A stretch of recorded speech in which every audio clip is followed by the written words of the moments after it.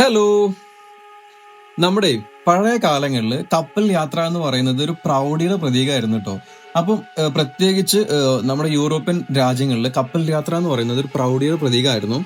പഴയ കാലങ്ങളിൽ നീറ്റിൽ ഇറങ്ങിയിട്ടുള്ള ഒരുപാട് കപ്പലുകളുടെ രൂപരേഖകൾ, അതിൽ ഉപയോഗിച്ചിട്ടുള്ള സ്റ്റീം എഞ്ചിനുകളുടെ രൂപരേഖകൾ, അതിന്റെ മോഡലുകൾ, ഇത്തരം കാര്യങ്ങളാണ് ഇന്ന് ഞാൻ കാണിക്കാൻ പോകുന്നത്.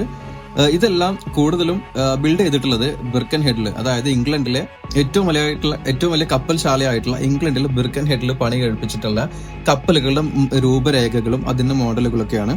അപ്പൊ നമുക്ക് അതിന്റെ കാഴ്ചകളിലേക്ക് കിടക്കാം.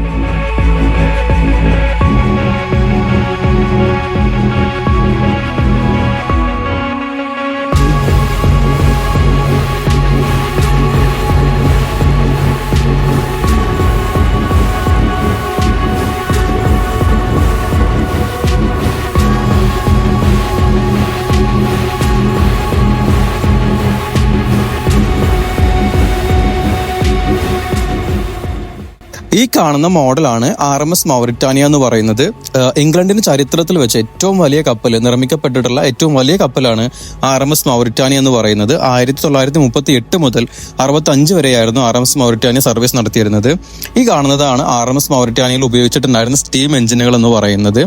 അതുപോലെ തന്നെ ഇതിന്റെ മുമ്പ് രൂപകൽപ്പന ചെയ്ത RMS മൗറിറ്റാനിയ ഒന്നാം ഭാഗത്തിന്റെ ആദരവിനോട് സൂചിപ്പിച്ചിട്ടാണ് ഈ രണ്ടാം ഭാഗത്തിനും ഇതേ പേര് നൽകിയിട്ടുള്ളത്.